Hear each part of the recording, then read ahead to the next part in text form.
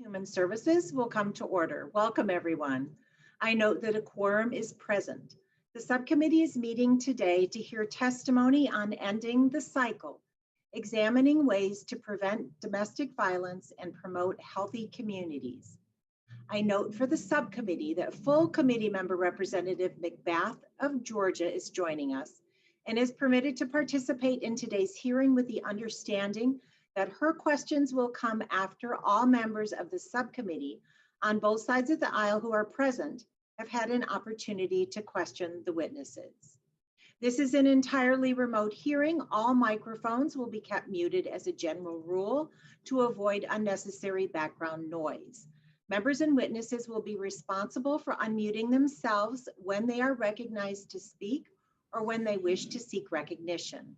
I also ask that members please identify themselves before they speak. Members should keep their cameras on while in the proceeding. Members shall be considered present in the proceeding when they are visible on camera, and they shall be considered not present when they are not visible on camera. The only exception to this is if they are experiencing technical difficulty and inform committee staff of such difficulty.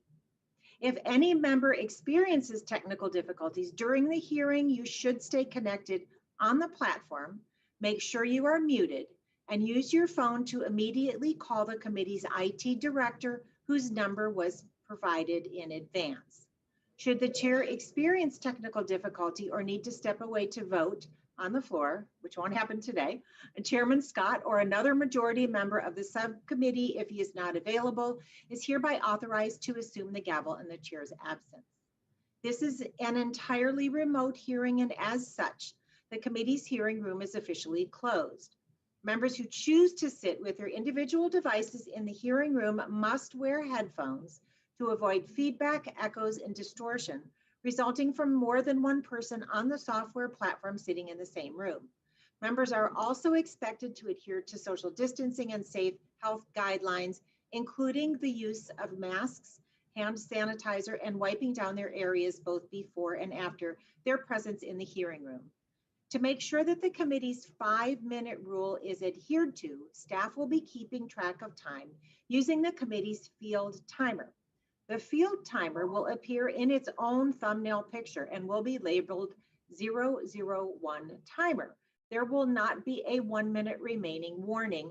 The field timer will sound its audio alarm when the time is up. Members and witnesses are asked to wrap up promptly when their time has expired. A roll call is not necessary to establish a quorum in official proceedings conducted remotely or with remote participation, but the committee has made it a practice whenever there is an official proceeding with remote participation for the clerk to call the roll to help make clear who is present at the start of the proceeding. Members should say their name before announcing they are present. This helps the clerk and also helps those watching the platform and the live stream who may experience a few seconds delay. At this time, I ask the clerk to call the roll. Chair Bonamici. Chair Bonamici is present. Ms. Adams. Mrs. Hayes. Ms. Ledger Fernandez. Ms. Ledger Fernandez is present. Mr. Mervan. Present.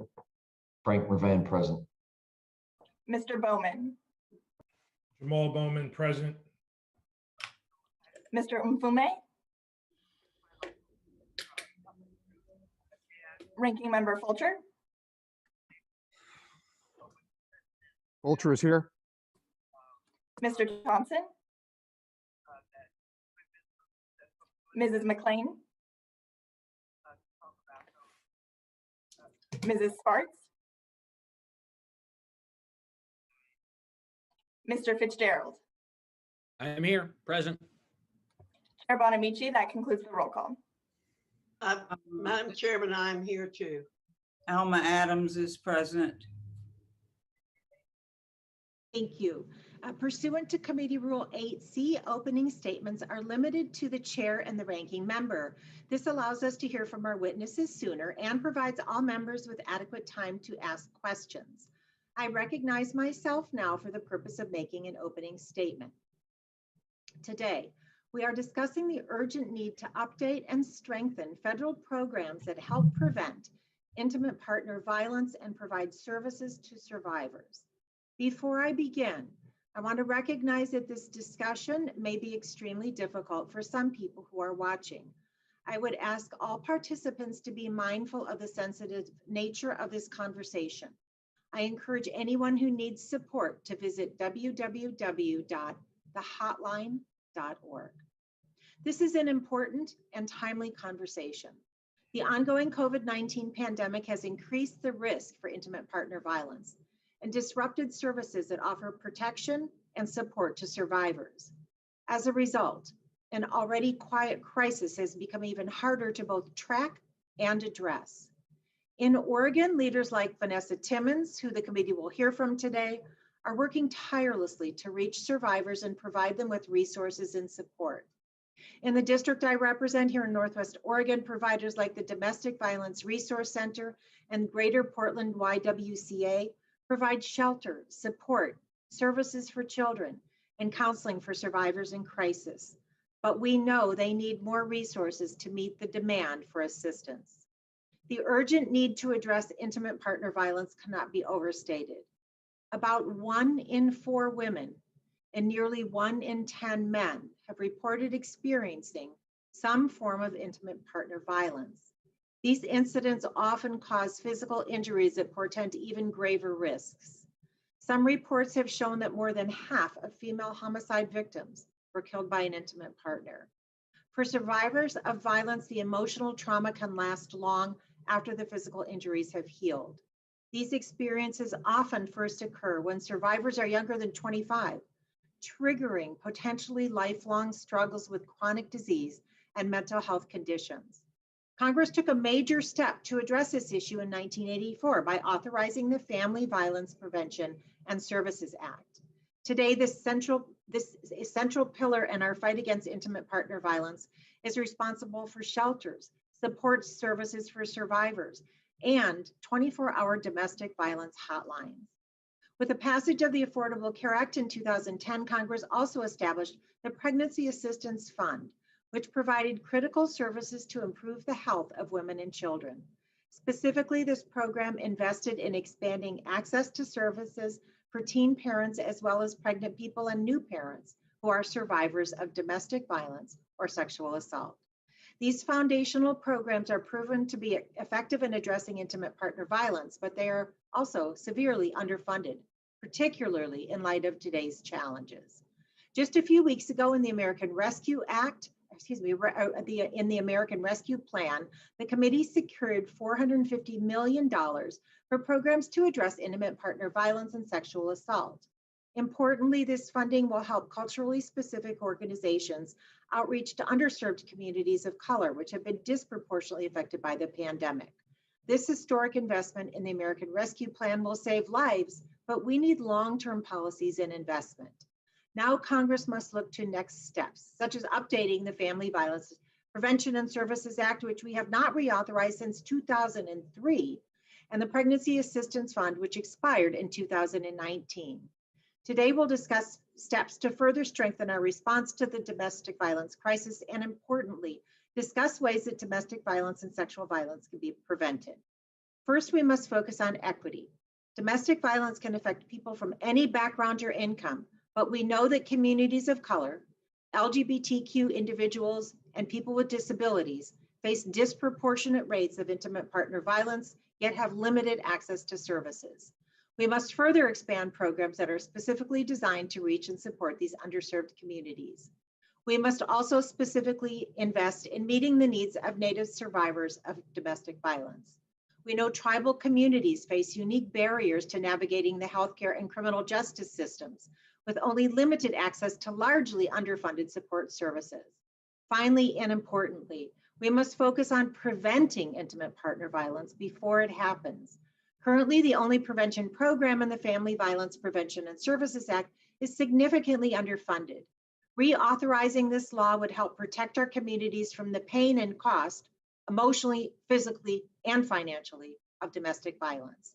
We can aggressively combat intimate partner violence and prevent it from happening in the first place. It's not only the smart thing to do as rates of violence increase, it's the right thing to do for the well-being of our families and communities. I thank my colleague, Representative Lucy McBath, for her leadership in working to reauthorize the Family Violence Prevention and Services Act.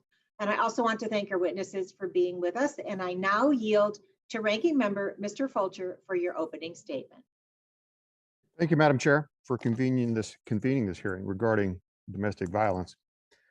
A 2015 survey by the CDC estimated that 1/3 of all men and women are victims of domestic violence at some point in their life. Data in 2019 from my home state of Idaho supports this survey, whereby about 37% of assaults were domestic violence related. In 2020, it's worse. COVID-19 has dealt our nation with government mandated restrictions and economic challenges, and it appears those negative outcomes have snowballed to exacerbate an even worse fallout. Evidence suggests that in this pandemic-ridden environment, stress due to work, school, substance abuse, and financial struggles have added to more violence in the home. Especially hard hit appear to be rural areas where job opportunities can be hard to find. Last year, Idaho saw an 84% increase in domestic violence related calls, along with more emergency intakes and overnight shelter requests. Domestic violence in any form is an evil that demands a strong response. This issue does not impact all people equally. While a notable share of men are victimized, domestic violence disproportionately impacts women. And despite the cancel culture's desire to blur the lines between women and men, facts are facts. We need to protect everyone, but realize that our women are the most vulnerable. Congress has continued to allocate funding to address this issue, most recently in the CARES Act via Family Violence Prevention and Services programs, which I and many of my colleagues supported. Moving forward, our efforts should include confronting the issue and supporting survivors with tools like Domestic Violence Hotline, so victims can reach out and receive help. However, the solution is more complicated than simply increasing spending. More money alone will not solve domestic violence in our society. We must understand that dealing with this issue is best done at the local level, and government cannot always provide the answers. Local civic groups and faith-based providers are best positioned to provide aid and deliver it effectively. Committee Republicans recognize the importance of supporting survivors of domestic violence, but any reauthorization should focus primarily on local solutions and a coordinated community response, not just more federal spending. The committee should work to support best practices and act knowing that as good as our intentions may be, we cannot pretend to be able to solve them all from Washington, D.C.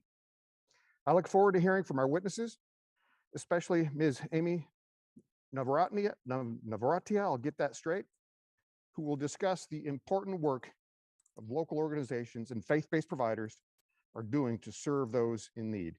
Madam Chair, thank you. I yield back. Thank you, Ranking Member Fulcher. Without objection, all other members who wish to insert written statements into the record may do so by submitting them to the committee clerk electronically in Microsoft Word format by 5 p.m. on April 5th of 2021. I will now introduce the witnesses. Mrs. Vanessa Timmons is the Executive Director of the Oregon Coalition Against Domestic and Sexual Violence. Ms. Wendy Schalater is the Vice Chairwoman of the La Jolla Band of Luiseño Indians. She is Board Treasurer of the National Indigenous Women's Resource Center. Ms. Amy Novarita is the Chief Program Officer for Catholic Charities of the Archdiocese of Chicago, and Dr. Elizabeth Miller is a pediatrician and Director of Adolescent and Young Adult Medicine at UPMC Children's Hospital of Pittsburgh. We appreciate the witnesses for participating today, and we look forward to your testimony. Let me remind the witnesses that we have read your written statements and they will appear in full in the hearing record. Pursuant to Committee Rule 8D and committee practice, you are each asked to limit your oral presentation to a 5-minute summary of your written statement. I also remind witnesses that pursuant to Title 18 of the U.S. Code Section 1001, it is illegal to knowingly and willfully falsify any statement representation, writing, document, or material fact presented to Congress or otherwise conceal or cover up a material fact. And before you begin your testimony, please remember to unmute your microphone. During your testimony, staff will be keeping track of time and a timer will sound when your time is up. Please be attentive to the time and wrap up when your time is over and then remute your microphone. If you experience any technical difficulties during your testimony or later in the hearing, you should stay connected on the platform, make sure you're muted, and use your phone to immediately call the committee's IT director whose number was provided to you in advance. We will let all the witnesses make their presentations before we move to member questions. When answering a question, please remember to unmute your microphone. I will first recognize Mrs. Timmons. You are recognized for 5 minutes for your testimony. Thank you, Chairwoman Bonamici, Ranking Member Fulcher, and distinguished members of the subcommittee. Thank you for the opportunity to testify today on ending the cycle, examining ways to prevent domestic violence and promote healthy communities. My name is Vanessa Timmons. I'm the Executive Director of the Oregon Coalition Against Domestic and Sexual Violence. I've been in the field for more than 30 years, and I've been the OCADSFA Executive Director for the past 8 years. I hope to speak on behalf of not only our 51 member programs in Oregon, but also on behalf of survivors we serve, that we all serve. Unfortunately, 1 in 4 women and 1 in 10 men are survivors of domestic violence. This means all of us know someone who's been impacted by intimate partner violence. No one in our country escapes the impact of this public health crisis. Intimate partner violence is a public health issue, which requires all of us and a holistic public health response. Over 1,600 domestic violence programs offer services such as emergency shelter, counseling, legal assistance, and preventative education to millions of adult and child victims every year. These programs rely on the consistent funding provided by the Family Violence Prevention and Services Act, also referred to as FVPSA. FVPSA expired in 2015 and must be reauthorized with key enhancements in order to meet the intersecting crisis of this moment. Since its passage in 1984, FVPSA has remained the sole federal funding source for domestic violence shelters and services. FVPSA is the lifeblood of domestic violence programs, providing stable, modest funding. FVPSA also provides dedicated funding to domestic violence coalitions in every state and U.S. territory.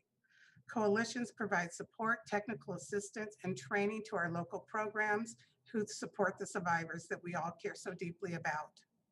Coalitions are important because we bring that bird's eye view to the field while programs are doing their day-to-day work.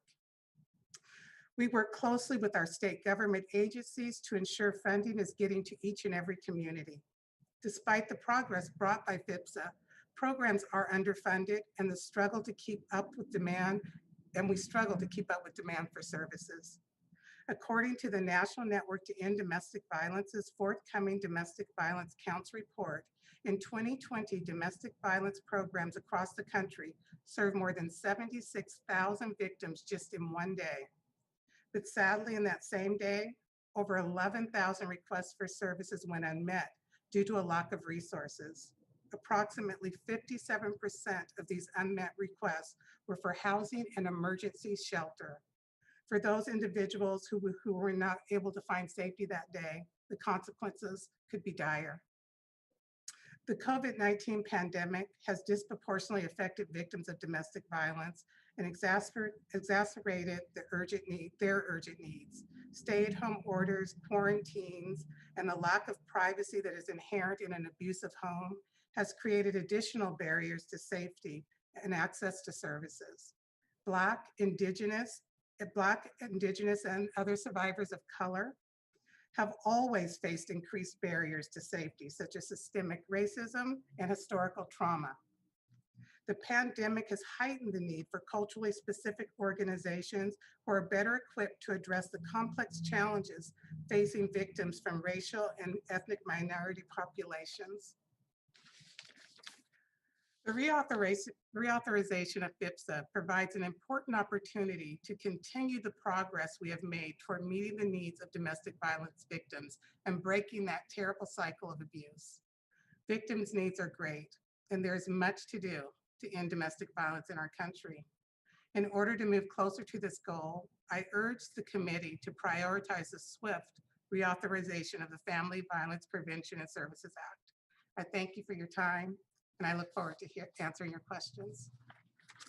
Thank you, Ms. Timmons, for your testimony. And now we recognize, I will recognize Ms. Schrader for 5 minutes for your testimony.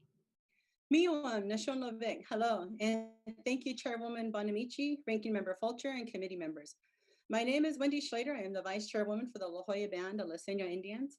The Family Violence Prevention and Services Act, FIPSA, has made a difference in the lives of victims of domestic violence. FIPSA reauthorization with the enhancements will ensure the door to life-saving services for all victims remains open. I urge this committee to support reauthorization with the proposed enhancements. The 2018 Commission Civil Rights Broken Promises report found that the federal government's failure to fulfill its trust responsibility is at the root of inequities facing Native Americans in health, public safety, and housing. I am also the director of the Safety for Native Women's program funded by FIPSA, responding to violence against women. We provide 24/7 crisis services, shelter, counseling, and other assistance. Our FIPSA funding fills in the gaps that victims otherwise fall through. One of those gaps is the justice system, which often fails victims. For these victims, FIPSA resources are all that's preventing them from going missing or being murdered.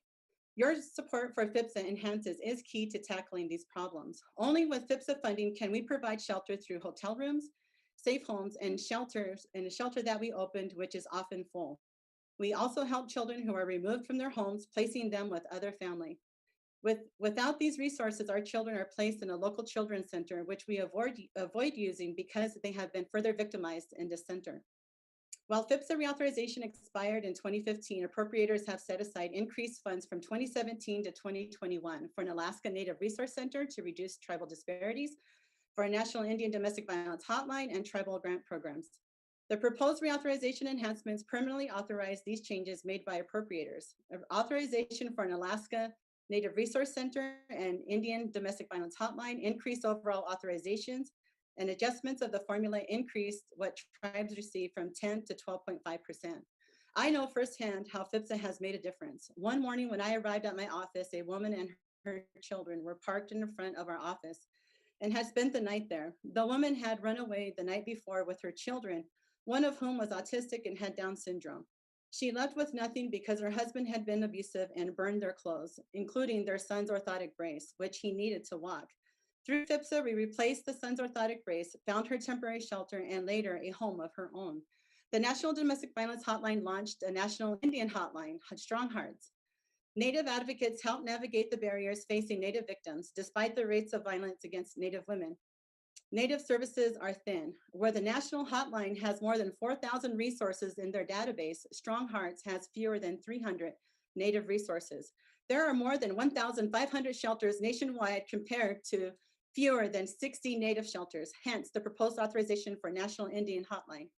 Tribal coalitions have been key to educating policymakers. Examples of this resulting changes include the local shelter that we've opened and the states that have established missing and murdered Indigenous women's task forces. The technical assistance by coalitions has been at the heart of these changes. Unfortunately, tribal coalitions are not authorized to receive FIPSA funding. This exclusion reflects a disparity faced by tribal coalitions and the tribes they serve. One of the proposed FIPSA enhancements is authorizing funding for tribal coalitions. In 2013, the National Indigenous Women's Resource Center developed the Alaska Native Women's Resource Center, which helped to raise challenges facing Alaska Native victims as issues of national concern. As a result, in 2017, Congress appropriated funds for the Alaska Native Resource Center, which has been an invaluable resource providing information to prevent domestic violence like never before. In addition, we have coordinated with the Native Hawaiians to address domestic violence, helping to create a grassroots organization with over 50 years of advocacy experience. The 1993 apology to Hawaiians recognized the economic and social changes over the centuries have been devastating to the health and well-being of the Hawaiian people. Congress amended FIPSA in 2010, authorizing Native resource centers, including Native Hawaiian Center, which could help promote healthier communities. In closing, the federal government must fulfill its trust responsibility to assist tribes and Native Hawaiians in safeguarding women. Failing to do so failing to do so results in Native women experiencing disproportionate rates of violence. I urge the committee to reauthorize FIPSA with the proposed enhancements. Nishun Lovek, my heart is good. Thank you. Thank you for your testimony, and I will now recognize Ms. Novarita for 5 minutes for your testimony. Chair Bonamici, Ranking Member Fulcher, and members of the subcommittee, thank you for giving me the opportunity to testify on how Catholic Charities of the Archdiocese of Chicago strives to prevent domestic violence and promote healthy communities. Catholic Charities is one of the largest social service providers in the Midwest, and I am here today as Charities Chief Program Officer. For 104 years, Catholic Charities has served and accompanied anyone in need in Greater Chicago. Every year, Charities helps nearly 200 survivors of domestic violence and those at high risk through emergency shelter, safety planning, counseling, legal services, and transitional housing. Our wraparound services and our partnerships help survivors and in many cases their children improve stability and restore security. The survivors that we serve at Catholic Charities Chicago face staggering challenges. 100% live below the federal poverty line. They come to us as survivors of intergenerational trauma. They fear losing their children. They often have prolonged exposure to substance abuse and are experiencing homelessness or unstably housed. Almost universally, they are in poor physical and emotional health. Survivors are often isolated due to cultural factors, language barriers, and lack of awareness of their lawful protections. Moreover, they have inadequate support once they leave the abusive situation. It is often the church and Catholic Charities to which survivors turn. The role of trusted, faith-based providers in this service arena is profound. We are finding that COVID only compounds the struggles faced by the survivors we serve. Since the pandemic began, the Illinois Domestic Violence Hotline reports a 15% increase in calls and a 2,000% increase in text messages requesting help. Additional burdens include financial stress, unemployment, isolation, increased family conflict, and deepening mental health issues. For persons experiencing domestic abuse, lockdowns and other COVID restrictions have forced them to spend more time with their survivor, more time with their abuser, and less time with their support networks, increasing survivors' difficulty trying to flee. A grim reality is that flight from an abusive situation often leaves survivors without a place to call home. In response, Catholic Charities operates 2 transitional housing programs for domestic violence survivors. While families are in a safe environment, Charities supports them on their journey toward healing and recovery with a long-term goal of securing permanent housing and stable employment. We offer free legal services, including facilitating orders of protection and court representation. Although survivors may reside with us for up to 2 years, families typically transition after 12 to 14 months. Once a 1-year housing agreement is secured, Charities arranges for the family to move into its new home. With our support, survivors arrive with a truckload of furniture, household supplies and clothing, and often with savings of $2,000 to $3,000. Most important is their increased self-sufficiency and their deep connection to a supportive, faith-based community.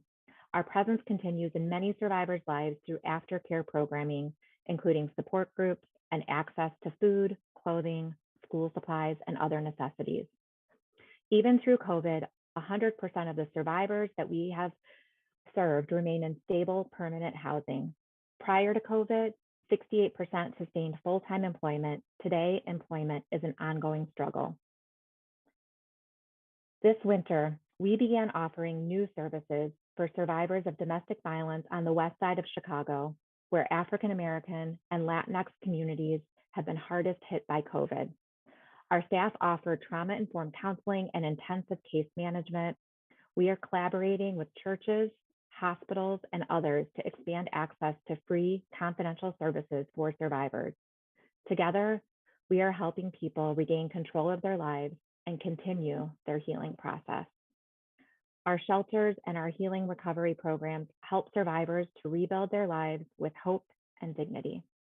Thank you for this opportunity to lift up our work before you today. Thank you for your testimony. And finally, we will hear from Dr. Miller. I recognize you for 5 minutes for your testimony. Thank you, Chairwoman Bonamici, Ranking Member Fulcher, and members of the committee. Thank you for the opportunity to speak with you today on the importance of preventing domestic violence and child abuse and reauthorizing the Family Violence Prevention and Services Act, FVPSA. My name is Dr. Liz Miller. I'm a professor of pediatrics and public health at the University of Pittsburgh. I also direct adolescent and young adult health and community health at UPMC Children's Hospital.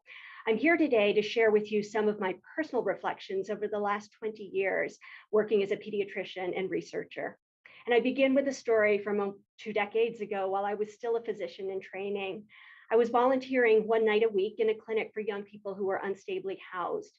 A 15-year-old came in for a pregnancy test. She didn't want to be pregnant and was not using any contraception. Her pregnancy test was negative. I offered her education. Along the way, I asked her the usual domestic violence screening question I'd been taught to ask. Are you feeling safe in your relationship? To which she nodded a quick yes. I finished with her exam, gave her some health information, and encouraged her to come back if she wanted help preventing pregnancy. 2 weeks later, she was in our emergency room with a severe head injury, having been pushed down the stairs by her boyfriend. That experience fundamentally shifted my career. I dedicated myself to understanding more about the impact of violence on young people.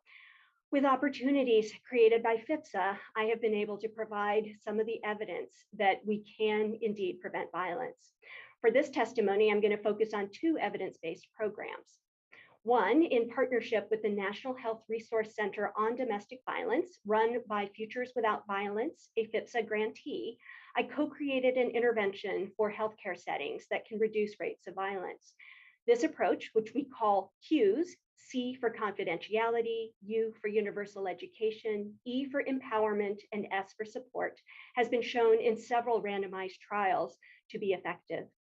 A second program I'd like to lift up is called Coaching Boys into Men.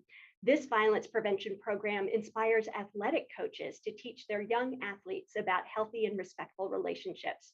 In randomized trials with both high school and middle school athletes, the program has found dramatic reductions in relationship abuse and sexual violence 1 year later.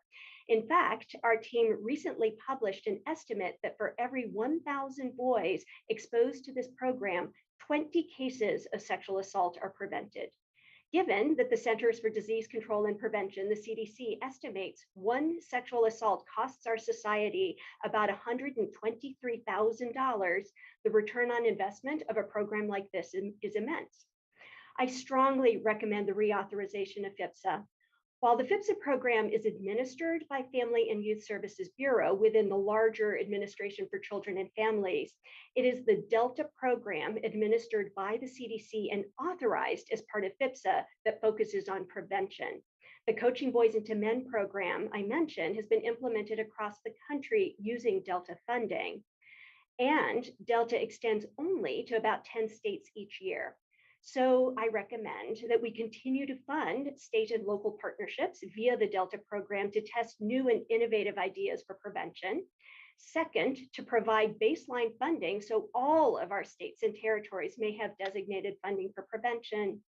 And finally, to provide additional designated funding to the Family Violence Prevention and Services program within Family and Youth Services Bureau so that our victim service agencies can also support prevention activities. I also want to go back for a moment to the story I mentioned at the outset. Although my patient was not pregnant that day, she could have been among our young people who are pregnant and parenting.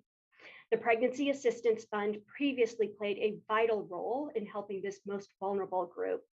Young people who are pregnant and parenting need extra support to succeed: high quality childcare, education, housing, food security, transportation, and certainly comprehensive health care. So I will leave you with 3 thoughts. Violence is preventable. Second, to prevent domestic violence and child abuse, We must take a holistic approach.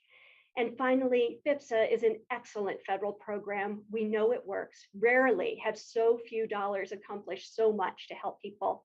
And we can do more to support prevention. First, by expanding the Delta program so funding can reach all states.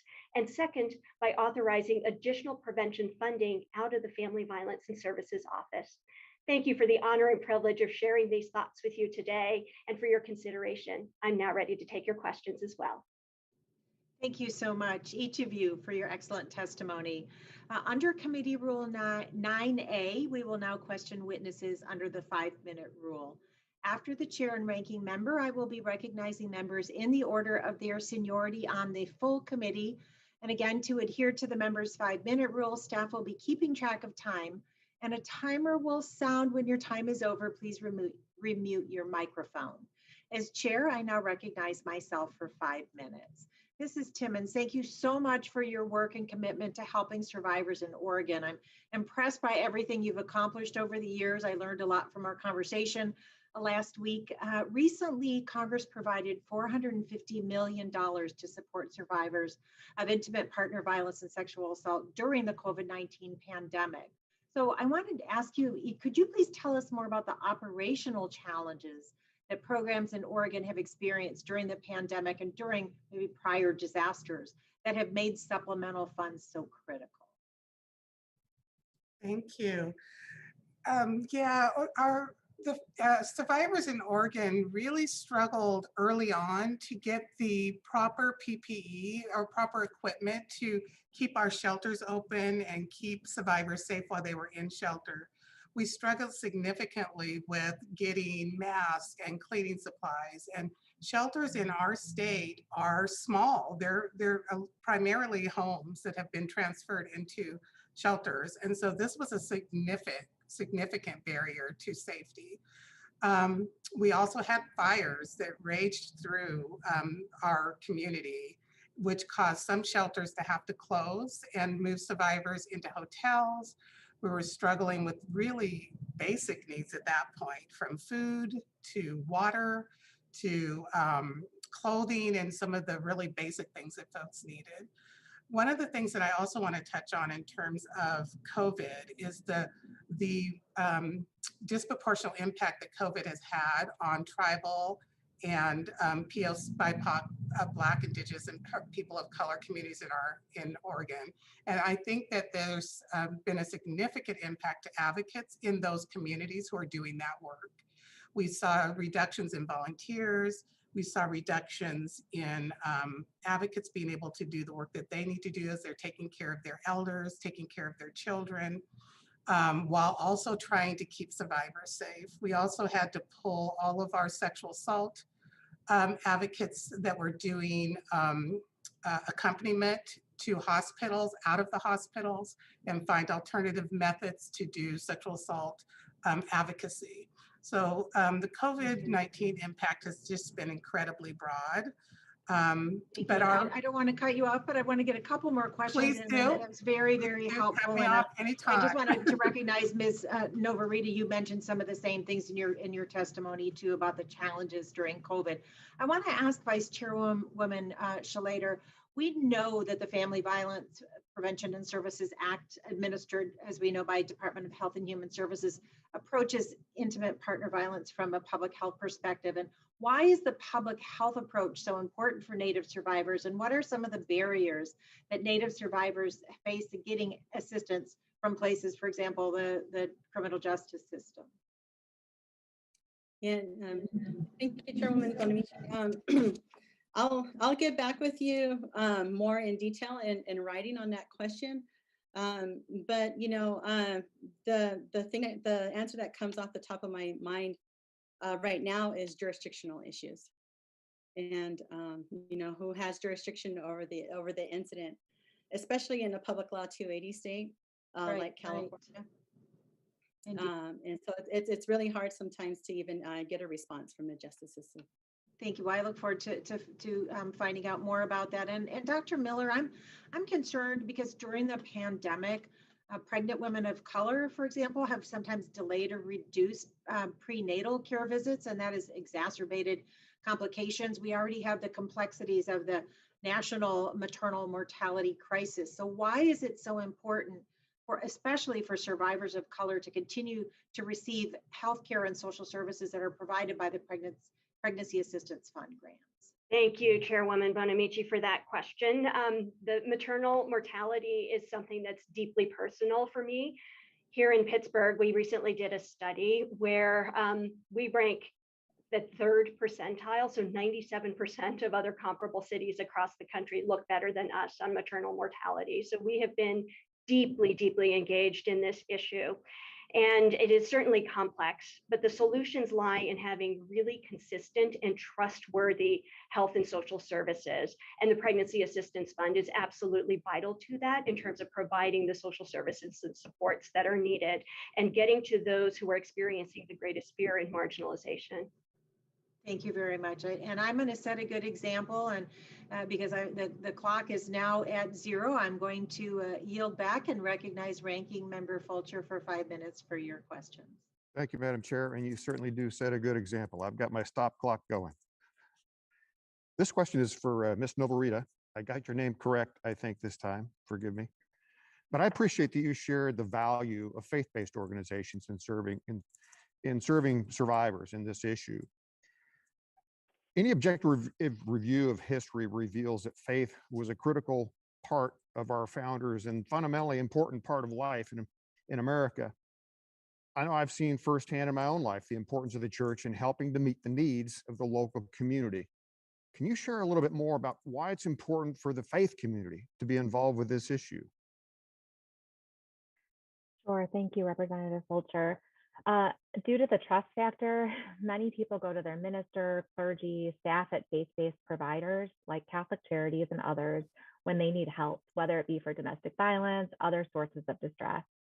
Similarly, what we're finding is that providing services at or in connection with the church, temple, parish helps the survivor feel safe.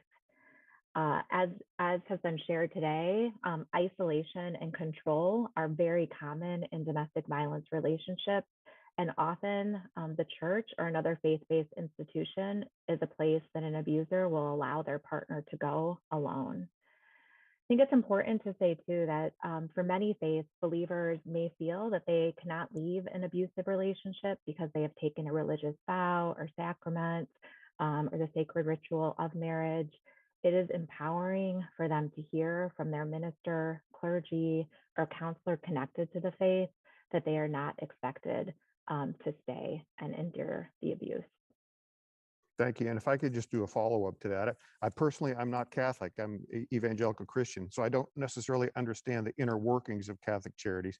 But what I do know is the positive impact that your efforts have had, and those appear to be undeniable. So this question is basically, how do you do it in the sense of you must do some partnering in local communities, and how do you do it? How does it work?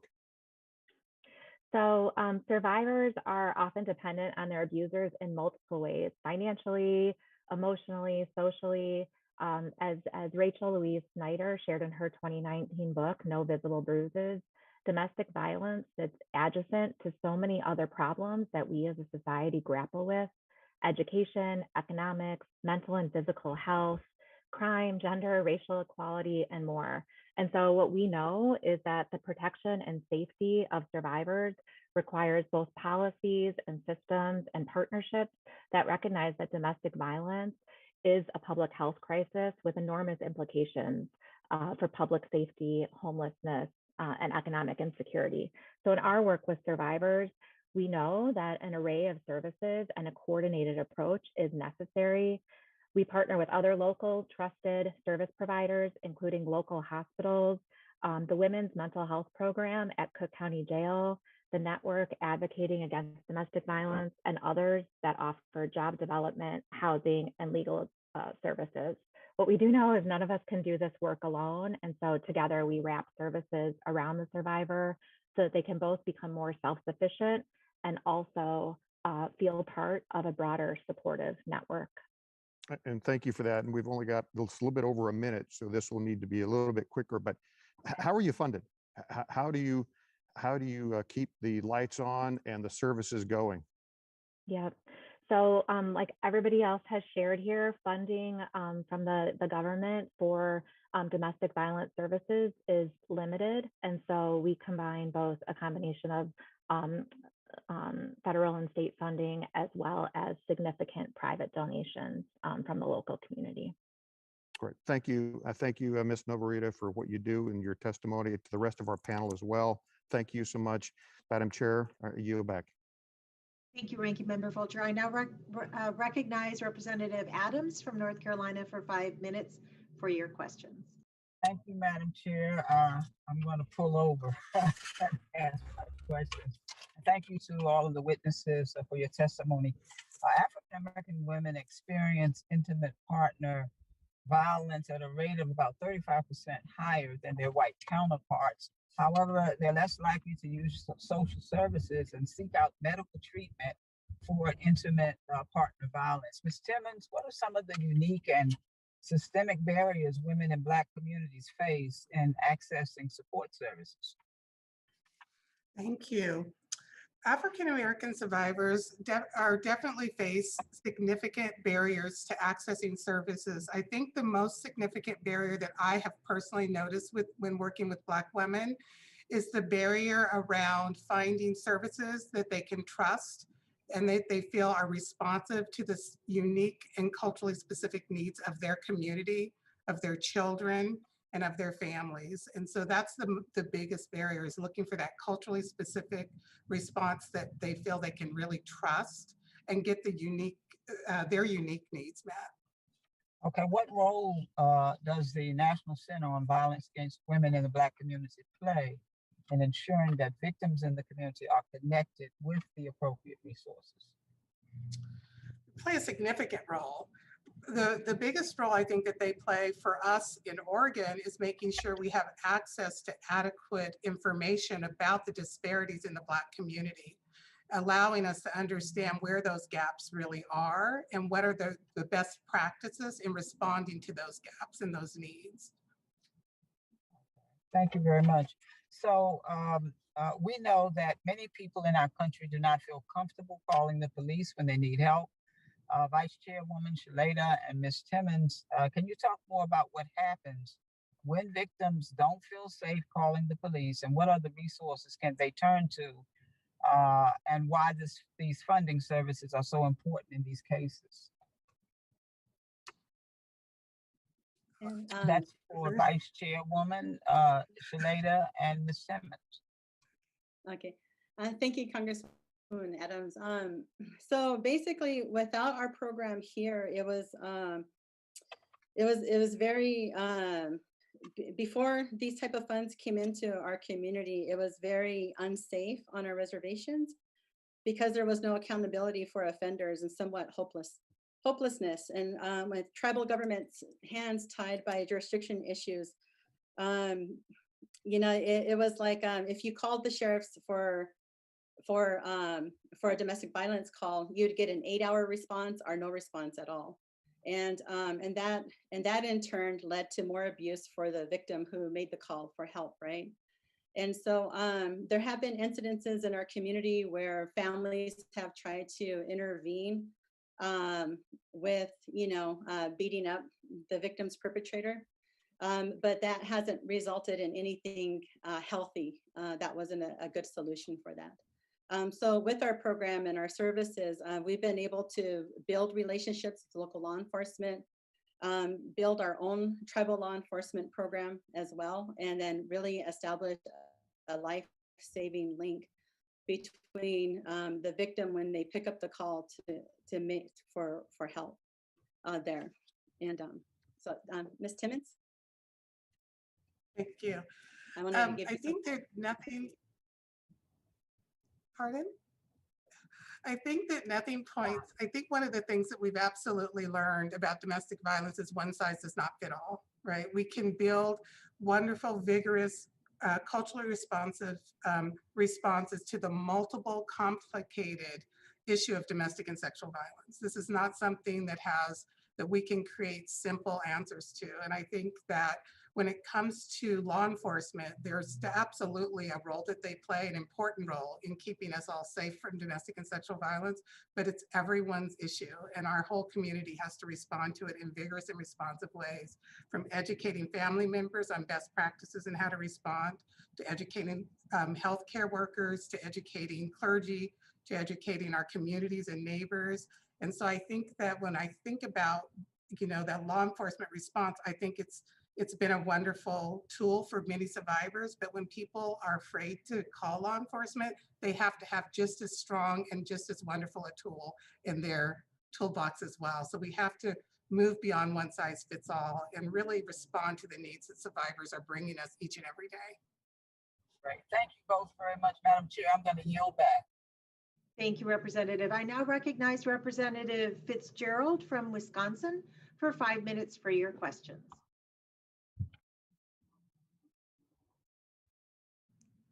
Thank you. Thank you. I just wanted to kind of go back to one of the things that Ranking Member Fulcher had mentioned, and it's, I think, because of my knowledge of what goes on in the Milwaukee Archdiocese and Catholic Charities. I know, I'm just wondering overall kind of the financial picture, because I know that many individual parishes that work with some of the non-denominational outlets that many women can reach out to. And the one that I'm very familiar with, it's in my congressional district.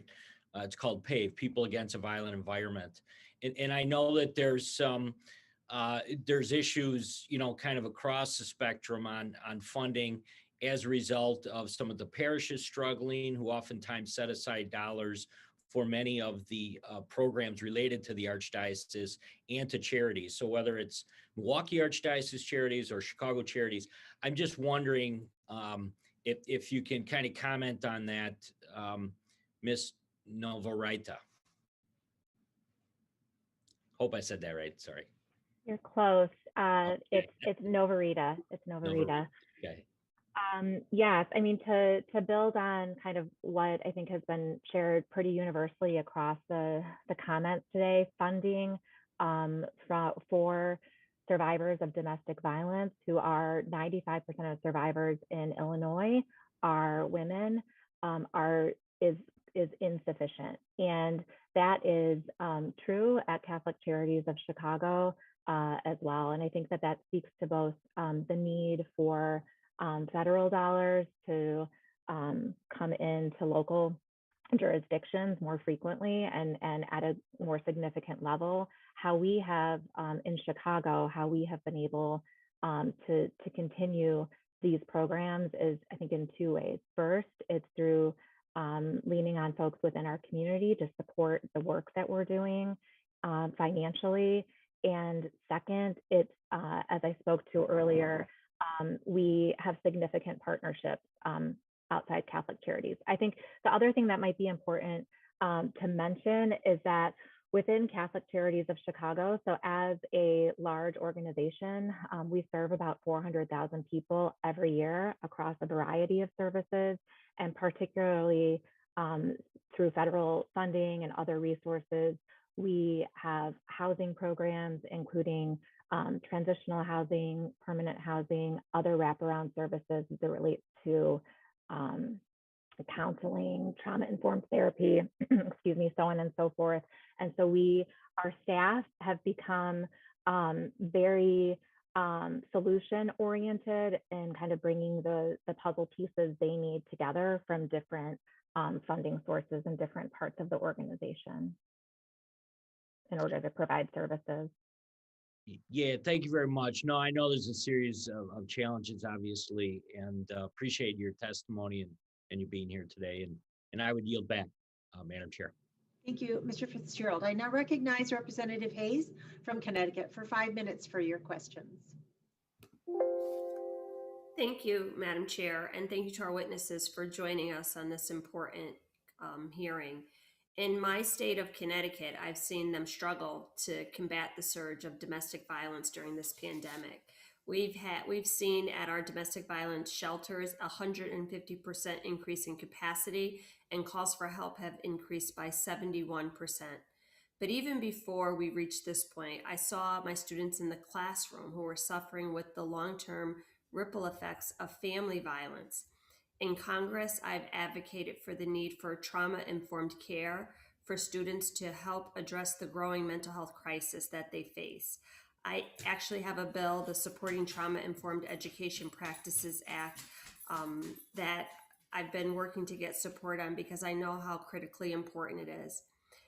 Family violence prevention and support funds would also be good, and support of the National Center on Domestic Violence, Trauma, and Mental Health is important, especially now. So my question today is for Ms. Timmons.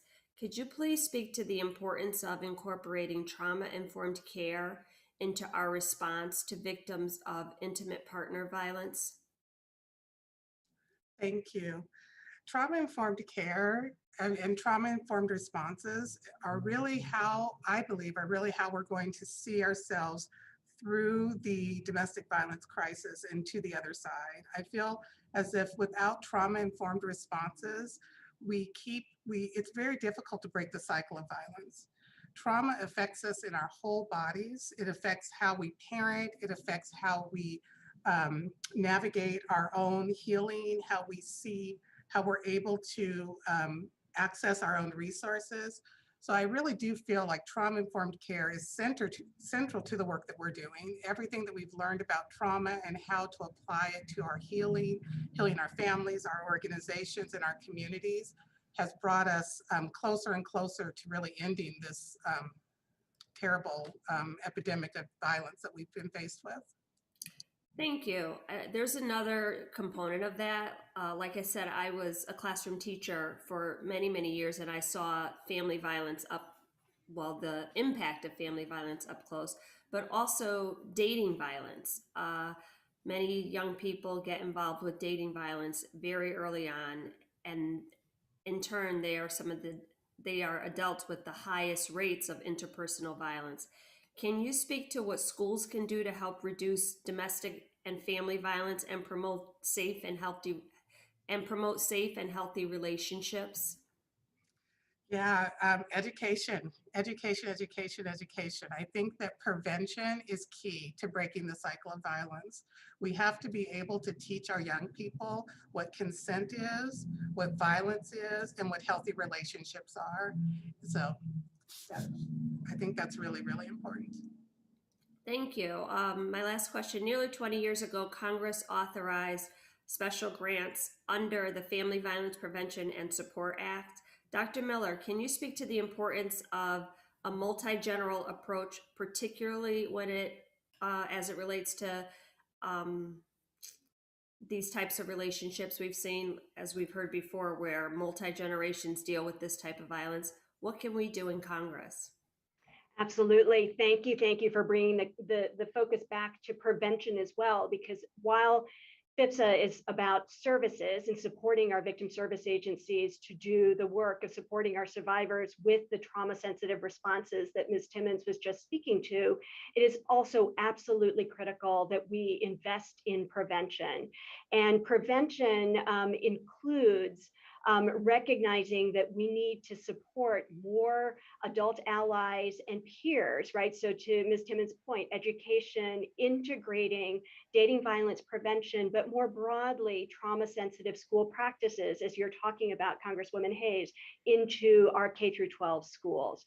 That also includes, however, from the 0 to 5 kind of, kindergarten readiness, that thinking about positive parenting strategies, creating this sort of audacious hope, right, that positive parenting is possible in that context of recognizing that healing and recovery is possible. Our families are not broken. Our communities are not broken. We need to come together. As Representative Fulcher was saying, this is local, because indeed it is a local response of creating a collective from our faith-based collaboratives, our schools, our community organizations, and the vital importance of our victim service advocates who create a community of care. Thank you so much. Madam Chair, I yield back.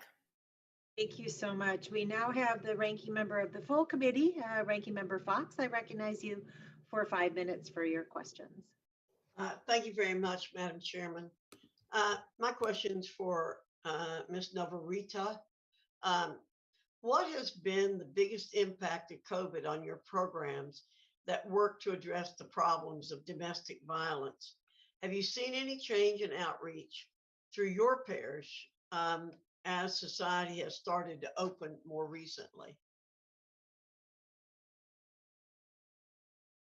Yes, we're finding that many victims of domestic violence are reaching out to Catholic Charities for other immediate needs because they've lost their jobs, they might need financial assistance to stay in their home, they need food.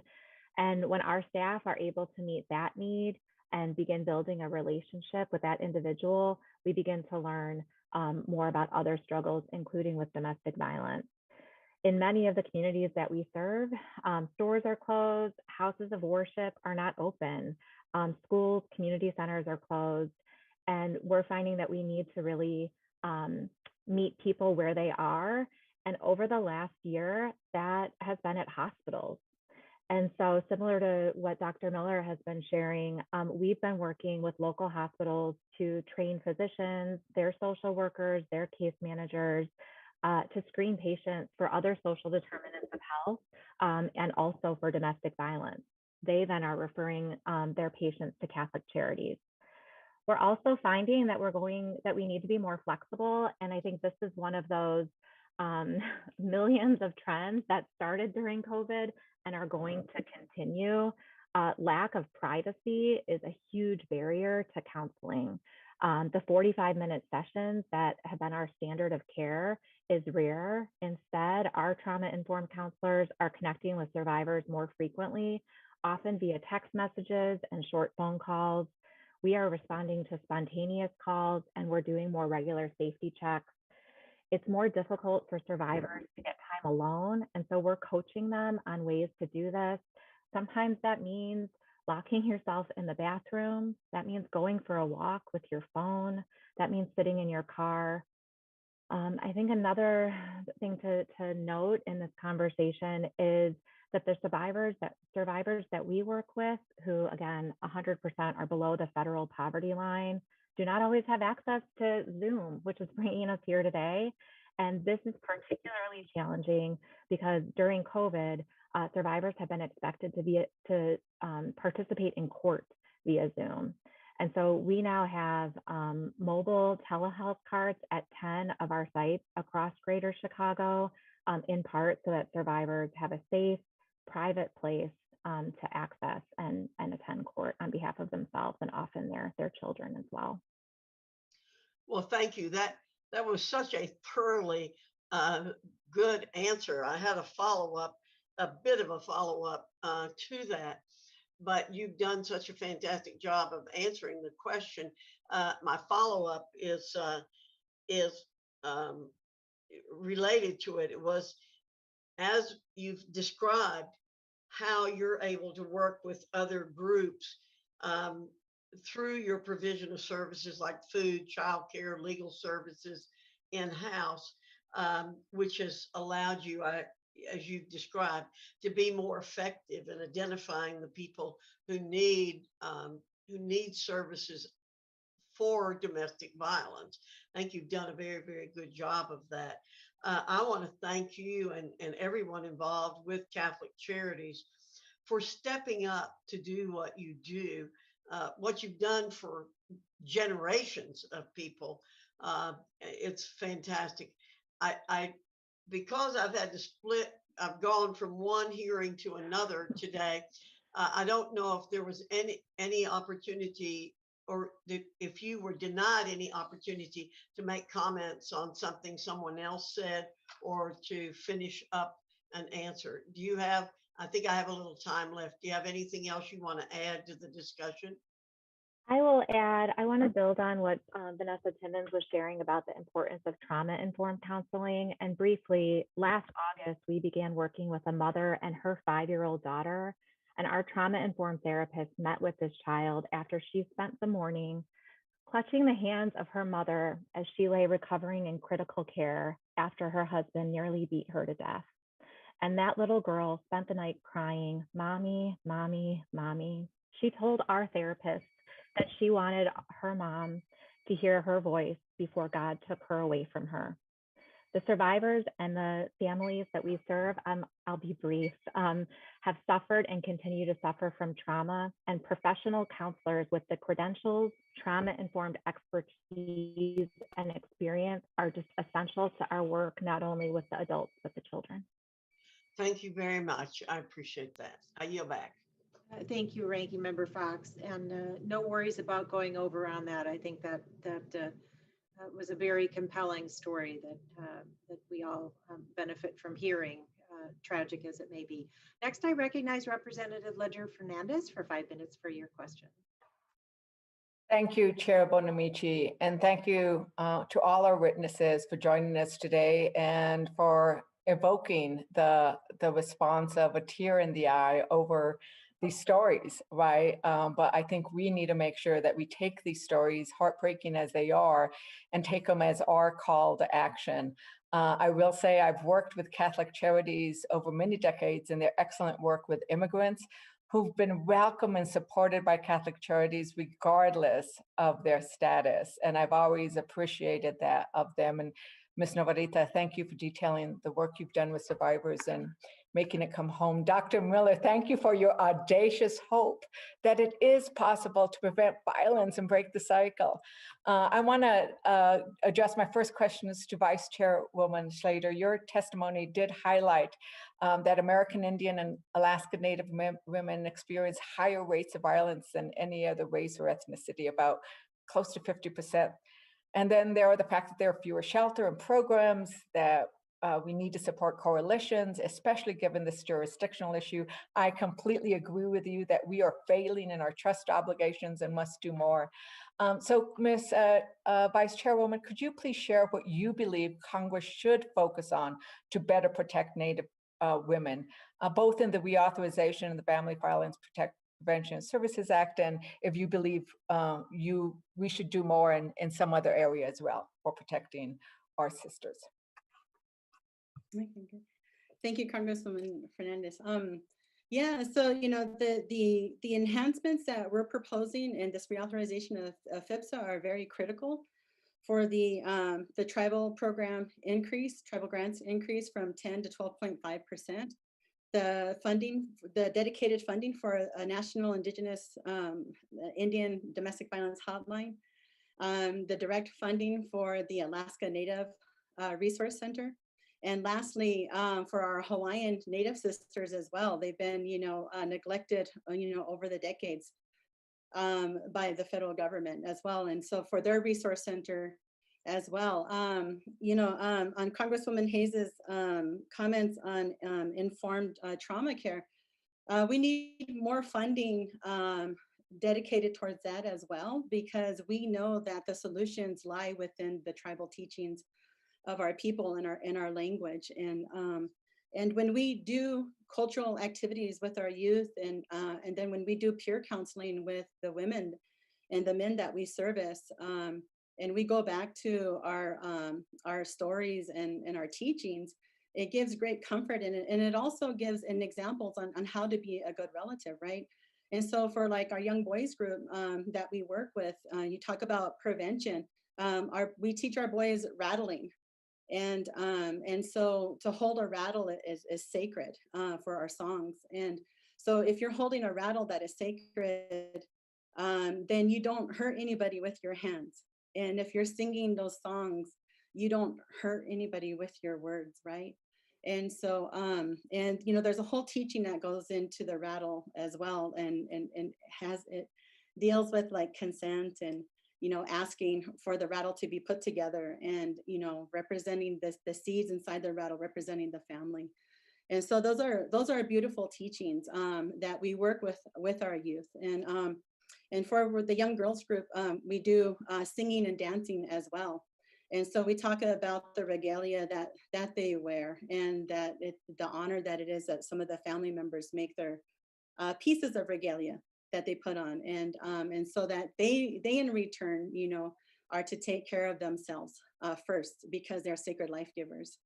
And then if women are given everything that they need to be taken care of, they in return will take care of the whole village. That includes the men and the elders and everyone else, the children. And so those are beautiful teachings, and that can come through with cultural specific trauma informed care. And so I'll end there, but thank you. Thank you very much. And that highlights the need for flexibility. And I don't know if we have enough time, Ms. Timmons, but I wanted for you to address the issue of rural, addressing violence in rural areas. Much of my constituency are rural. Can you speak to that real quickly? Yes. The needs of rural survivors are quite unique and complicated. And I will try to get some information out to you. I think I ran out of time. Thank you so much. Thank you. Please do send the information. I will. Apologize. Thank you. No, I know it's an important issue. We look forward to receiving that information. And next, I recognize Representative Thompson from Pennsylvania for 5 minutes for your questions. Madam Chair, thank you so much. Thank you for this incredibly important hearing, and thank you to all the witnesses who have taken time out of their busy schedules and the great work that you do each and every day serving and protecting vulnerable individuals to be here. Ms. Novarita, thank you for being here today and to discuss an issue that affects 1/3 of all men and women throughout their lives, their domestic violence. Domestic violence has been cast into the background throughout most of our history, sadly keeping it a hidden problem. Survivors of domestic violence have often tolerated physical, mental, emotional abuse and silence out of fear of their spouses or partners would retaliate. Former battered women, civics organizations, and professionals began to open shelters in the 1970s to provide services to abused women and their children. And after seeing the great results from these efforts, Congress led a series of hearings in the early 1980s to understand the scope of this violence and explore possible responses. Now, this led Congress to pass legislation that touched on all facets of domestic abuse, and legislation that we're all very familiar with. Originally passed in 1984, the Family Violence Prevention and Services Act, or FVPSA, is the primary federal funding source to support emergency shelter and related assistance for victims of domestic violence and their families.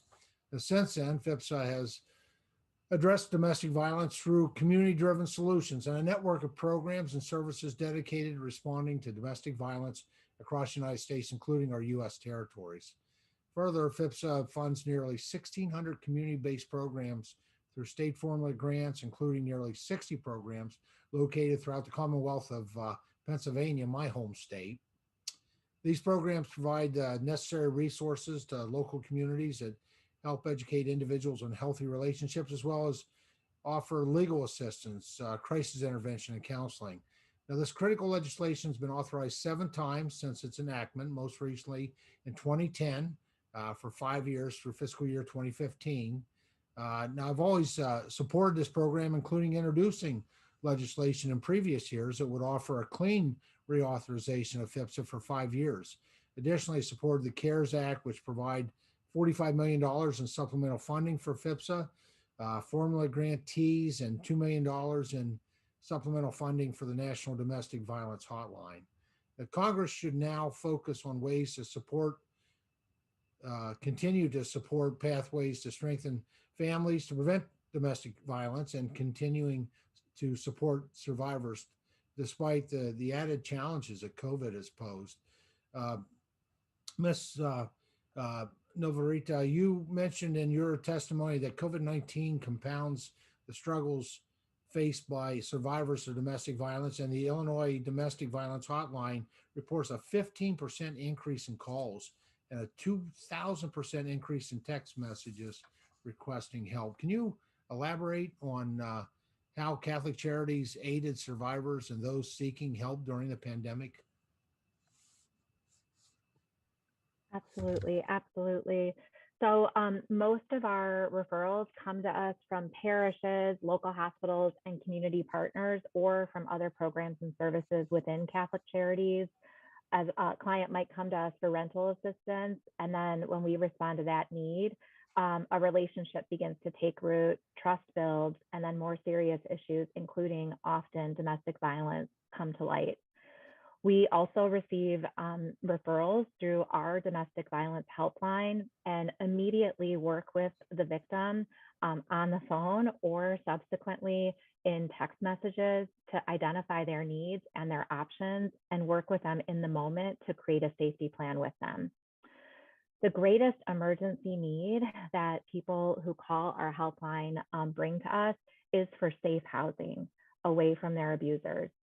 We first see if we can bring them safely into one of our 2 transitional housing programs.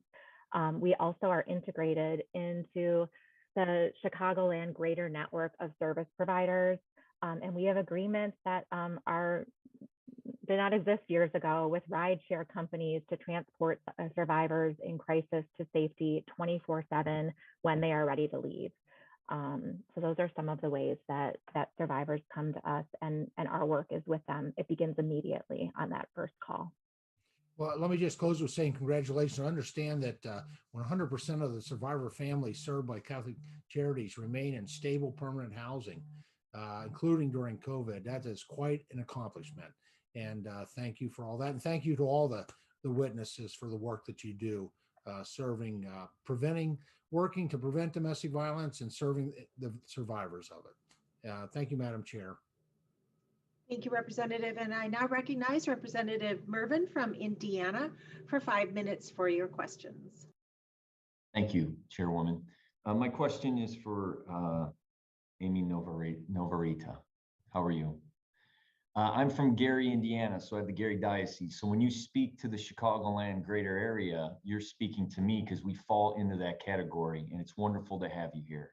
First, I want to mention to you that as a North Township trustee, I did poor relief assistance. I represented 180,000 people, and I worked very closely with Catholic Charities, specifically on immigration. Candy Torres, who came over from Puerto Rico, I work hand in hand with her. I know she's familiar with what you guys do. And we worked with domestic violence individuals. And I personally have sent through Dr. Miller, we do intake for people who need assistance, and we use the ACE study. And we worked with people, and every case is a snowflake, as you're talking about, right? So my question to you directly, Amy, is can you give an example with a collective impact, so all of you witnesses know what I'm talking about, the collective impact of federal and state government agencies working with you to better a survivor's chances of having a quality of life and better outcomes?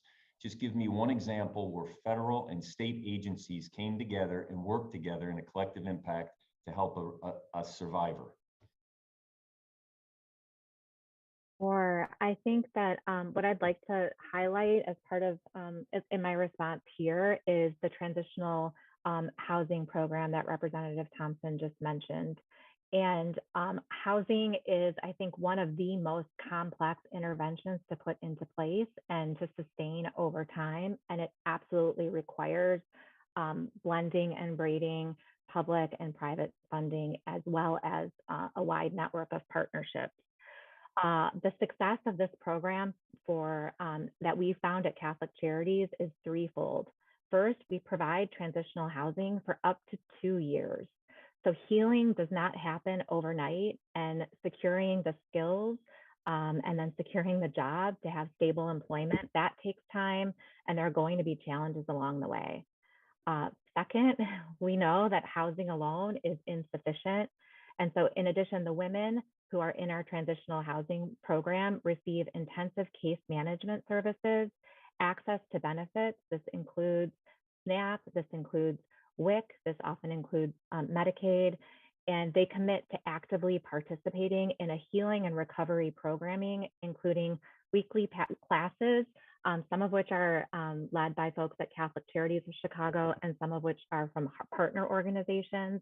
These range from addictions and anger management, financial literacy, budgeting, mindfulness, journaling and reflection, that trauma-informed counseling, English as a second language if needed, particularly with the immigrant community, and job readiness.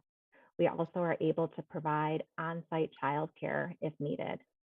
And finally, I think the last piece that cannot go unstated is survivors actively participate in our aftercare program that provides an ongoing support system. They know they can reach out if and when they are struggling and may need extra support. Our support doesn't have an end date. We continue to provide counseling, small group sessions, and food pantry, clothing to help our survivors over the long haul as they hit those bumps in the road. And I just want to say the partnership that I had as an elected official in my agency to collaborate with those collective impact and those services such as Section 8 housing and access to housing. Those are all things that we work together to make sure people had access to federal programs. I thank you very much. And in closing, I have a question for Ms. Timmons. Very quickly, Ms. Timmons, on my part quickly, we have seen an increase in the rates of physical, intimate partner violence and sexual assault amidst COVID-19 and the pandemic. What characteristics do you think the COVID-19 pandemic have lent, other than isolation, to this increase in violence among domestic partners? Well, I think isolation plays a key role. I think that just the inherent lack of privacy and lack of support that is that happens with this kind of isolation is a significant piece. Also, the stress. There's a we see co-occurring incidents of where stress, addiction, alcohol, substance abuse use, and those kinds of things definitely increase incidents of domestic and sexual violence in the family. And I think that that has played a significant role. Thank you to all the witnesses. I appreciate your answers and your time and what you do for victims and survivors. Thank you. And I now recognize Representative Bowman from New York for 5 minutes for your questions. Thank you, Madam Chair, and thank you to all the witnesses for being here. And thank you all for highlighting the need for trauma-informed schools and trauma-informed education. A big shout out to my colleagues for bringing up that particular issue. You know, my background is education. I worked 20 years in public schools as a teacher, counselor, and middle school principal. And trauma-informed approaches do work. Having more counselors in our schools, having more music programs, having direct instruction in these areas really work very strongly. So thank you all for highlighting that. Dr. Miller, I wanted to ask you, one of the main prevention strategies in the Delta program is engaging influential adults and peers. In your testimony, you referenced the Coaching Boys into Men program and the success the program has had with increasing positive bystander behaviors among middle and high school athletes.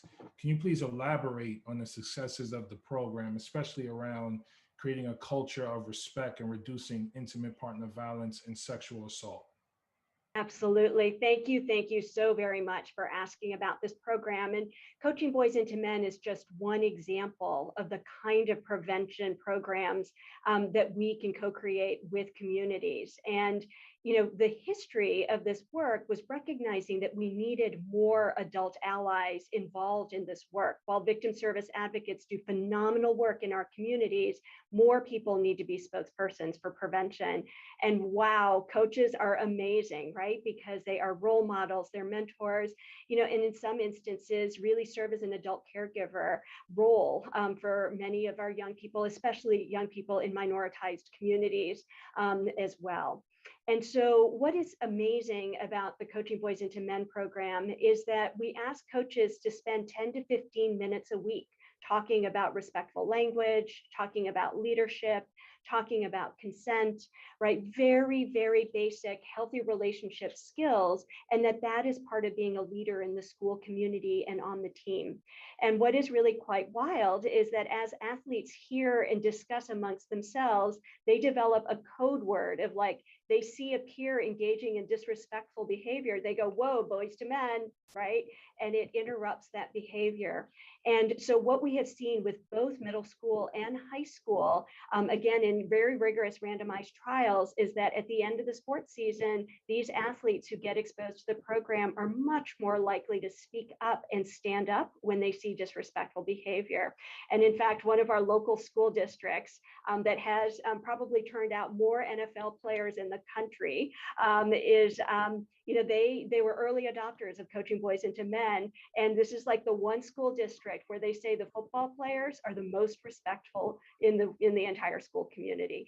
And so it's a joyful program. It's one that very easily athletic coaches are able to adopt.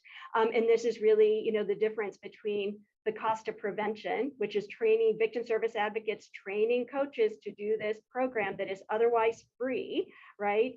And compared to the cost of one sexual assault, the CDC estimating $123,000 to US society for one sexual assault. The cost for one instance of intimate partner violence, about over 100,000 for women, about 23,000 for men is what the CDC estimates. And so, we can all do the math very quickly. Prevention is a great return on investment. Awesome. Thank you for that. Mrs. Timmons, research shows that trauma is intergenerational, with mothers transmitting trauma to their children. Children also bear a significant burden in a household where there is intimate partner violence and may suffer significant trauma in their own right. If we do not break the cycle of violence and trauma, how much do children stand to lose from the proliferation of domestic violence? That's an awesome question. Thank you. I think that one of the most devastating impacts of a 30-year career in domestic violence is seeing the impact on kids of domestic and sexual violence. And children stand to lose a significant portion of their future when they're impacted by this. Our whole selves, as I've said earlier, is impacted. I can't overemphasize how holistic and inclusive and complicated trauma impacts us as humans. And so I just would say that children have a significant amount to lose if we don't intervene and in the cycle of violence.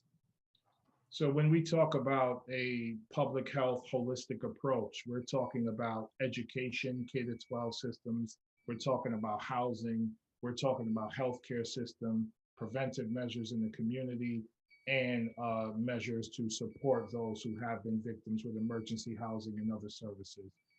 Thank you all for that. That was amazing. Thank you. I yield back my time. Thank you. And now I recognize the chair of the full committee, Representative Scott from Virginia, for 5 minutes for your questions. Thank you, Madam Chair. Ms. Navarrete, you mentioned positive parenting. Exactly what does that mean and why is it important? Thank you for your question. And my father is going to be grateful that the name Novarita is getting so much play today. I think that positive parenting, which is a really critical and important aspect of the work that we're discussing today, was brought up by Dr. Miller. And so I actually would love to ask Dr. Miller to comment further on that. Okay. Thank you very much.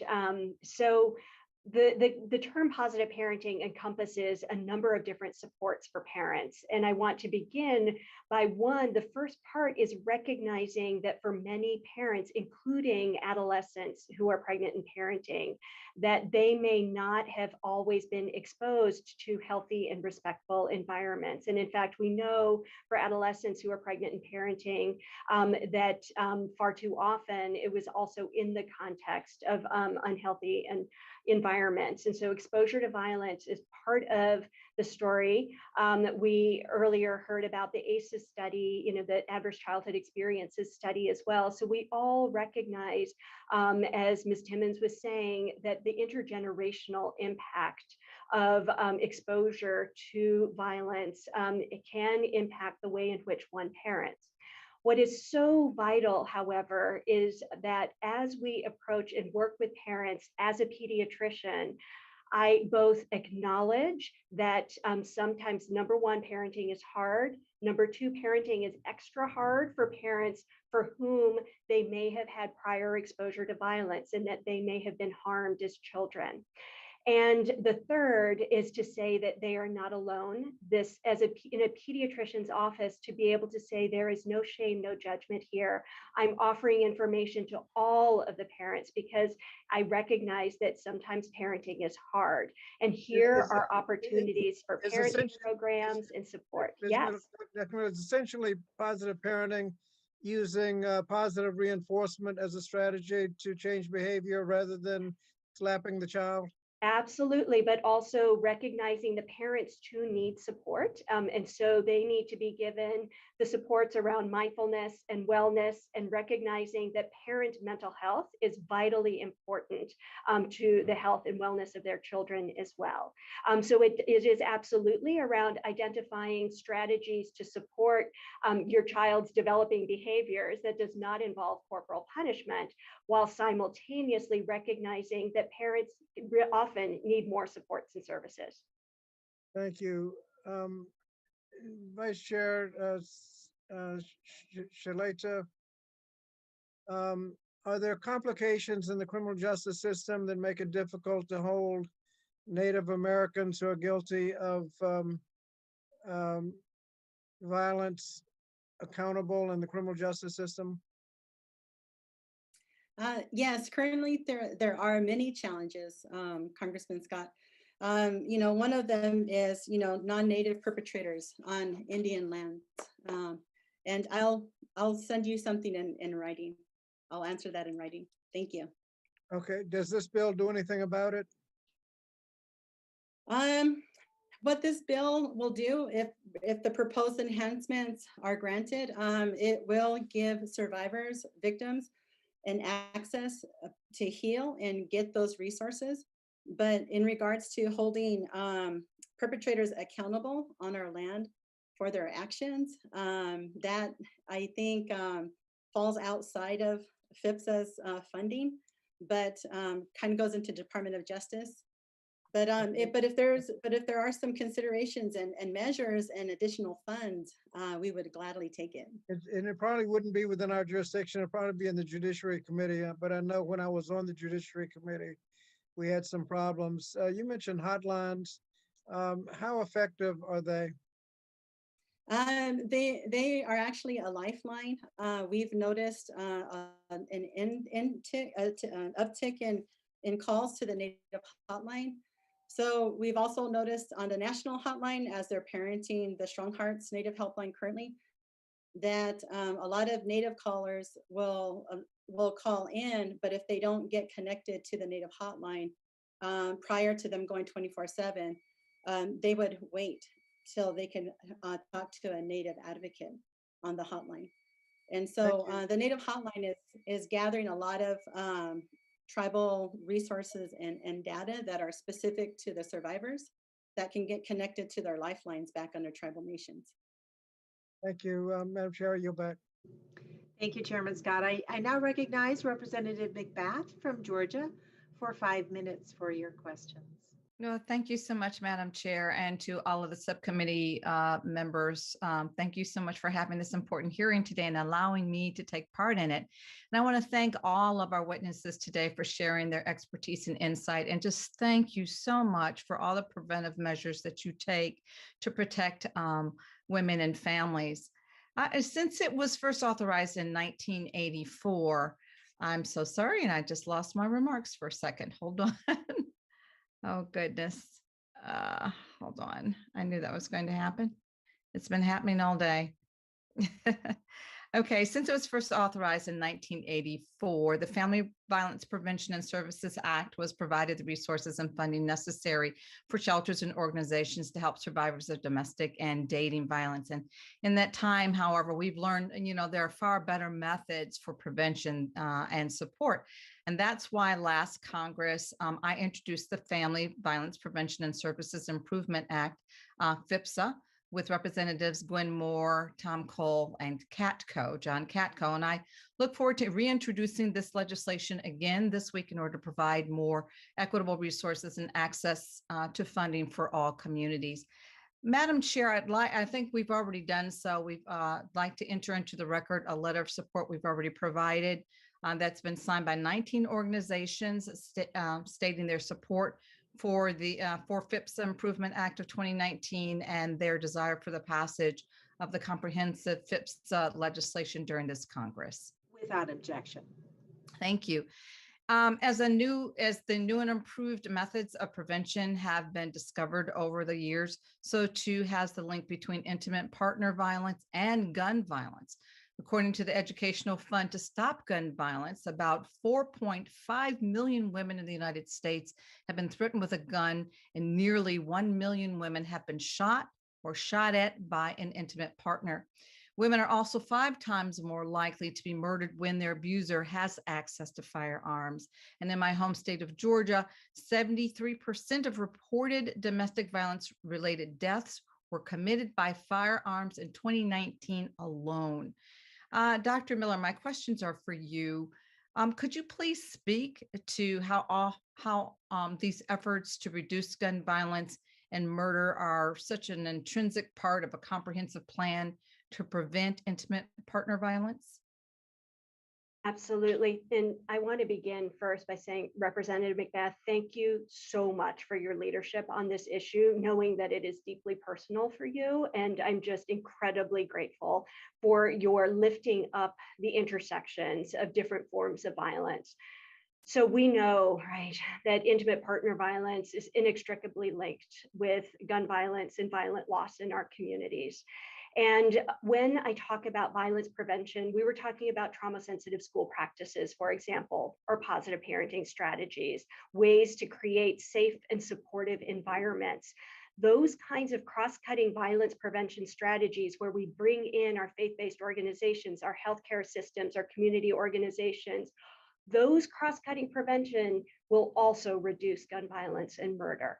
And that is why the CDC has invested so much in prevention around influential adults and peers, safe and supportive environments, as well as economic supports for our families, because we know that's what is needed to create safer communities. But certainly as a pediatrician and somebody currently working in schools, I also want to lift up what Representative Bowman was identifying as a former middle school teacher. We currently are in the midst of this pandemic doing work virtually with young people who have been exposed to violence in our middle schools here in Pittsburgh. Over 60% of the young people in our research study have experienced violent loss. That means losing a friend or loved one to murder. It is extraordinary exposure to violence that our young people are facing, and those of us who are on this call together have an obligation to work together to end gun violence and to end intimate partner violence. So I'm grateful to you for that question. Well, absolutely. Thank you so much. And Dr. Miller, I know that you've also done some research on the impact of the COVID-19 pandemic on intimate partner violence. Can you share some of what you learned about how prepared service providers were for the pandemic and what needs to be done moving forward to ensure that intimate partner violence providers are prepared for any future emergencies such as COVID-19? Absolutely, thank you. So I have had the immense privilege of working with the CDC and the American Academy of Pediatrics and Futures Without Violence on a project interviewing intimate partner violence victim service advocates, as well as child welfare workers and administrators, domestic violence coalitions across the country to understand how they have responded to this pandemic.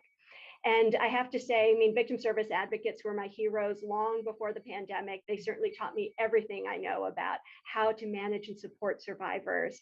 But they have been like way up there in triple gold stars now, because what they have accomplished with almost nothing in terms of resources has been extraordinary.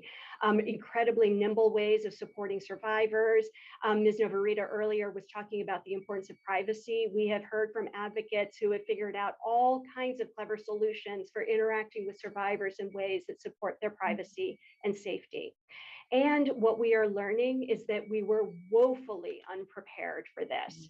And we can do so much better, because it turns out that even in my city of Pittsburgh, intimate partner violence, child abuse was not part of our emergency preparedness plan. That's changing, right? Because moving and coming out of this pandemic, we recognize that victim services have to be much more robust. We have to be able to much more nimbly respond, because suddenly, congregate living in shelter was not a safe option. Right. So Thank you so much for your answers. You yield back. Thank you. We do have another member joining us, Representative Sparks from Indiana. I recognize you for 5 minutes for your questions. Thank you very much. I appreciate it's an important conversation. And I think it's, pandemic puts a lot of different things, to a different perspective, and really kind of brought to our attention. What I want to ask Ms. Novarita, what do you believe how we can do better job to individualize services to meet family needs and survivors where they are, to make sure that we have more on the ground tailored services? If you have any ideas and could share with us. Sure, absolutely. So this healing journey is a very long process with many ups and downs. Every survivor's experience has been different, so everybody's journey is going to be different as well. Many victims who come to us are not yet prepared to safely exit their situation. We do know that on average, the average survivor leaves their abuser 7 times before they safely, fully leave. So the work that we do at charities, and so many of the other organizations that are being lifted up today helps each person to create a plan to stay safe, understand their options, and know that they are not alone. It may take years, but we are right there with survivors, accompanying them in their journey. Meeting victims of domestic violence where they are can mean meeting them in houses of worship. In preparation for today's discussion, one of our counselors shared with me the experience of a woman who had been experiencing domestic violence for many years. She and her 10-year-old son came to church regularly, and one Sunday in the homily, a speaker who was there on behalf of Catholic Charities gave a sermon about domestic violence, stating that the church does not condone staying in a violent marriage, and shared where to seek help. This woman reached out to Catholic Charities, and she shared with our counselor, who I spoke with in preparation for today, that her 10-year-old son sparked that outreach. He told his mom as they left service that day, hey, he was talking about you. He was talking about us. We have so many different clients who come to us in so many different situations and at different points on their journey. We had one client recently who called because her physically abusive boyfriend is being released from jail. She has no support, she is unemployed, and he is returning home. She's single, so her options currently for shelters are quite limited. We stayed on the phone with her and helped her create a safety plan in that moment, and worked with her to secure transportation and a placement at an emergency shelter the next day. Another client called us recently for counseling. She has an order of protection and 2 children. She is employed and wants to remain in her apartment. And we are providing counseling for her and her children, and helping her to go to court to amend her order of protection, creating that safety plan, and providing her with the linkages that she needs to food, to legal services, to kind of the whole gamut. So I think to your question and kind of the need to tailor services, those are 3 specific examples of women who have come to us at different points in their journey in very different life situations. And really the expertise of the folks on the ground who we get to lift up today is essential to provide that trauma-informed and client-centered support, in accompaniment along the journey. Just quickly to follow up, could you share some best practices? It seems to me it would take collaboration of a lot of different groups and entities, and sometimes it's very fragmented, different things and services. Could you share some best practices you've seen of great collaboration of different organizations on the ground? Absolutely. I think one of the things that's happening in Illinois right now, which is really exciting, is a new alliance began actually in the midst of COVID, and it's called the Alliance for Shared Safety. And what the Alliance for Shared Safety is doing is it's bringing together advocates and organizations in different spaces. So bringing together folks from gun violence spaces, from domestic violence, doing criminal justice system reform, and folks who are kind of experiencing community violence. I think one of the things that's really powerful with that collaboration is recognizing the intersectionality of the issues, and they were successful. We were successful in Illinois earlier in 2020 in bringing federal dollars and some CARES dollars in a more integrated fashion directly to organizations serving victims of violence. So I think that's a really exciting collaboration to keep an eye on. Thank you, Madam Chair. I yield back. Thank you very much. That was a very meaningful testimony from all of our witnesses today. Now we're going to materials submitted for the hearing record. I remind my colleagues that pursuant to committee practice, materials for submission for the hearing record must be submitted to the committee clerk within 14 days following the last day of the hearing, so by close of business on April 5th, 2021, preferably in Microsoft Word format. Only a member of the subcommittee or an invited witness may submit materials for inclusion in the hearing record. Documents are limited to 50 pages each. Documents longer than 50 pages will be incorporated into the record via an internet link that you must provide to the committee clerk within the required time frame, but please recognize that in the future that link may no longer work. And at this time, because Representative McBath is on the full committee but not on the subcommittee, I offer for inclusion into the record the materials that Representative McBath offered in support of the policy we're discussing today, and those will be admitted without objection. Pursuant to House rules and regulations, items for the record should be submitted to the clerk electronically by emailing submissions to ed&labor.hearings@mail.house.gov. Member offices are encouraged to submit materials to the inbox before the hearing or during the hearing at the time the member makes the request. Again, I want to thank each of our witnesses for your participation today. Members of the subcommittee may have additional questions for you. We ask you to please respond to those questions in writing. The hearing record will be held open for 14 days in order to receive those responses. And I remind my colleagues that pursuant to committee practice, witness questions for the hearing record must be submitted to the majority committee staff or committee clerk within 7 days. The questions submitted must address the subject matter of the hearing. And I now recognize a distinguished ranking member, Ranking Member Fulcher, for a closing statement. Thank you, Madam Chair. To those who provided testimony today, this is one of those topics that is it's extremely necessary to have a conversation on, but I'll just tell you personally, for me, it's one of the most difficult. Put me down in front of a tax policy or infrastructure or foreign policy or resources, and I'm good to go. This one, it hits you where you live really quick. So thank you for what you do. You've got a skill set and a knowledge base that I'm not as blessed with, but I know how important it is. And Madam Chair, we probably agree on more of these things than we do on some of these other meetings today, but we know this is a problem. We know it's a significant problem. We know that women are extremely vulnerable with this. Multiple approaches are very necessary. And notably, since 1984, the Family Violence Prevention Service Act provided some vital support for survivors and families to state and local providers. And most recently, Congress has included additional support over the past year to respond to problems that have risen due to COVID.